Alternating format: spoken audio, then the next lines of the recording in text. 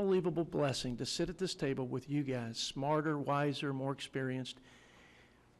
But I just want to challenge everybody to ask yourself the question that if you go back to your district and you poll your folks, wherever you come from, urban, suburban, or rural like where I hail from, and ask that question, do you think if Congress can't get their job done, basic responsibility of funding the government, do you think they ought to be able to go home and take a break? I would dare say 95% would respond, hell no, they should not come home and take a break. They should stay and do their job like the rest of us. So pardon my frankness and my crassness, but that is, to me, a basic test we ought to apply to some of these fundamental questions. That's how they say it in West Texas, right? Yeah, so I channeled my inner West Texas farmer there for a minute. I apologize to the team. Representative Lowy. You were so eloquent. I just want to respond very briefly because I don't question the integrity and the commitment of any member. So perhaps as you watch the appropriations process, if a member is passionate among a poison pill, and he gets a couple of other people, what I call a poison pill, and we can't resolve it because, not because someone's mean or nasty, but they are passionate about that issue. This is very difficult to resolve in a timely way, and I would say some of those people are so passionate, they'll say, come hell or high water, I'm not changing my mind until the body politic somehow does get them to change their minds. So it is very difficult to perhaps distinguish between a passionate objection, one that is due to a person's integrity and commitment to that issue, but because, again, as I said before, the authorizers in many situations just don't do their work.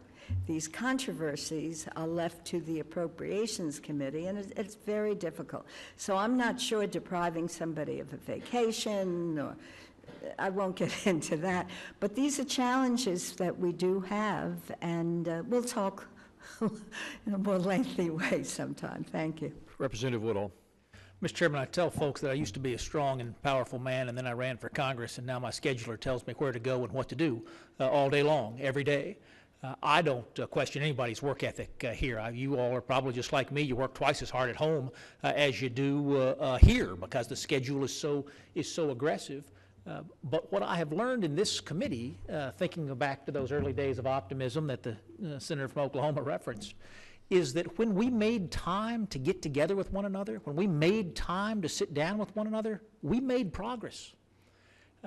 When we were sitting around a table, we were able to find understanding and move the needle forward. And when we got too busy to sit down together, that progress slowed down. I don't view this amendment at all as a punishment.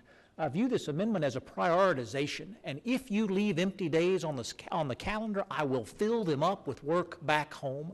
But if we haven't finished our work here and we keep those days on the calendar, we will fill that up with partnership, looking for those solutions, not just appropriations solutions, but those authorizing solutions that the gentlelady from New York accurately said need to come about. This is about making time on the calendar to be successful. I'm tired of those grocery store conversations about how unsuccessful we are. This is a small step towards giving us a chance to be more successful. I hope we'll vote yes. Ms. Roybal Allard. Like to make a couple of points because I'm opposed to the amendment. First of all, using what happened in the Senate in August to me is an example of why this amendment is not necessary, because leadership in both houses always has the power and the ability to cancel our recess.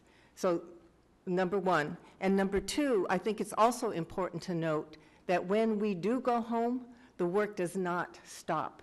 Our staffs are working every single day to work out the disagreements so that at any point in time when we finally do agree and have a bill, we can then come back and support it. So for those two reasons, I think it's unnecessary, using August as an example of why it's not necessary, and also the point that the work continues even when we're not here. Because most of the work anyway is done and negotiated by our staffs.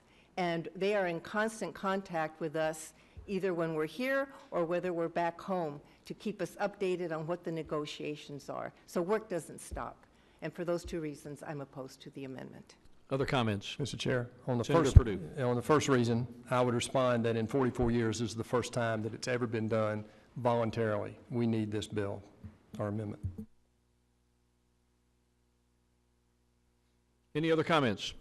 Question is on agreeing to the amendment. Amendment number 21 offered by Senator Ernst. The clerk will call the roll. Mr. Whitehouse. Mr. Whitehouse votes nay. Mr. Yarmouth. Mr. Bennett. Mr. Bennett votes no. Mr. Roybo-Allard.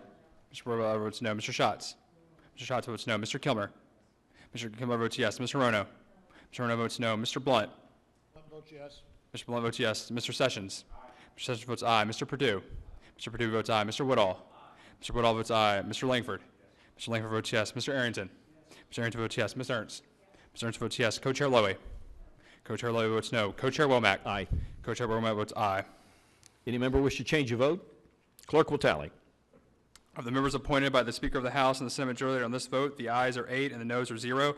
Of the members appointed by the House Minority Leader and the Senate Minority Leader, the ayes are 1 and the noes are 6. The amendment threshold is not met. And as a result, the amendment is not agreed to. The question is now in order to consider amendment number 22 offered by Senator Ernst of Iowa. The clerk will designate the amendment. Amendment number 22 offered by Ms. Ernst. Senator Ernst is recognized in support of her amendment. Thank you, Mr. Co-Chair, and I am, of course, disappointed that the first amendment did fail. My next two amendments, I'll briefly talk about the first one. It's a stripped-down version of the one that we just voted on. So the Second Amendment only penalizes the Senate for failing to pass appropriations on time. So again, not focusing necessarily on the budget, but failing to pass those appropriations on time.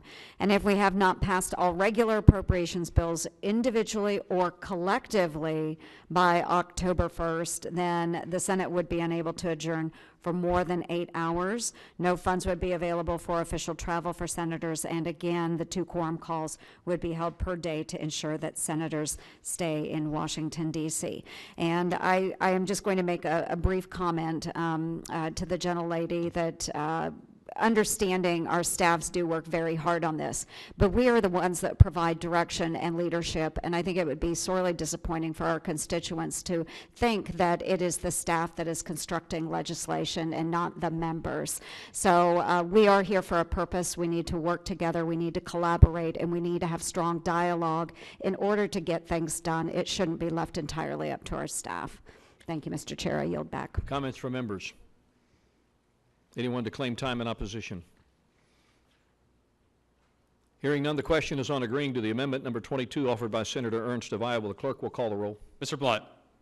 Blunt votes yes. Mr. Blunt votes yes. Mr. Sessions. Mr. Sessions votes aye. Mr. Perdue. Mr. Perdue votes aye. Mr. Woodall. Mr. Woodall votes aye. Mr. Langford. Mr. Langford votes aye. Mr. Arrington. Mr. Arrington votes yes. Ms. Ernst. Ms. Ernst votes yes. Mr. Whitehouse. Mr. Whitehouse votes no. Mr. Yarmouth. Mr. Bennett. Mr. Bennett votes no. Mr. Roybo-Allard. Mr. Roybo-Allard votes no. Mr. Schatz. Mr. Schatz votes no. Mr. Kilmer. Mr. Kilmer votes aye. Mr. Rono. Mr. Rono votes no. Co-Chair Lowy. Co-Chair Lowy votes no. Co-Chair Womack. Aye. Co-Chair Womack votes aye. Any member wish to change a vote? Clerk will tally.